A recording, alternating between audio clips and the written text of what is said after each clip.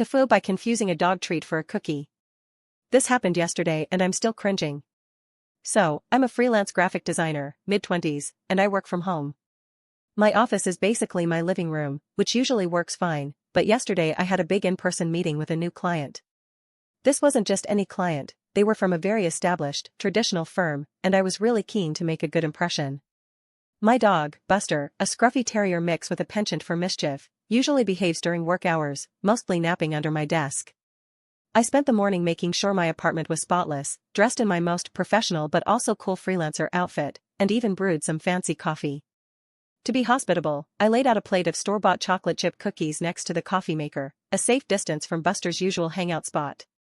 The client arrived, a very serious, impeccably dressed woman who barely cracked a smile during our initial pleasantries.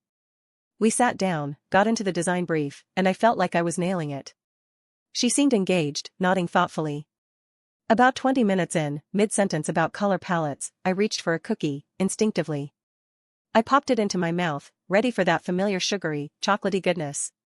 Except, it wasn't. The immediate taste that flooded my mouth was intensely, overwhelmingly, savory. Like old, dried beef liver, mixed with something vaguely fishy and incredibly chalky.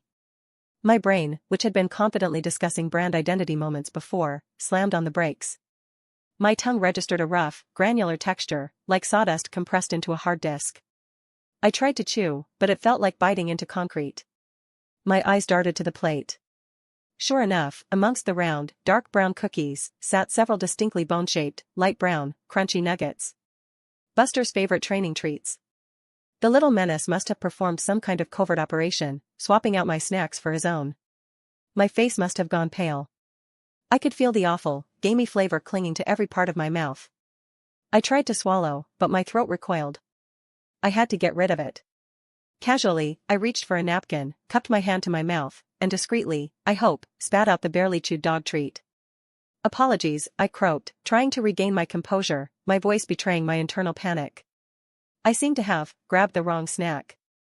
The client, who had been watching me with an increasingly puzzled expression, leaned forward slightly.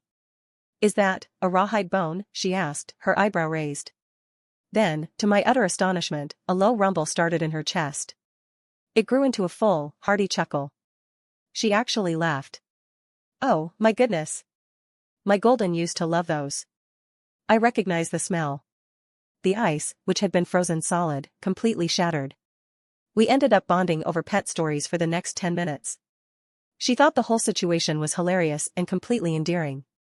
The rest of the meeting went incredibly smoothly, and I walked away with the contract. Buster, oblivious, got extra, human-approved, treats for being such a good snack swapper. Lesson learned, always double-check the snack bowl when a mischievous dog is around. And maybe keep human and dog treats in separate, locked rooms.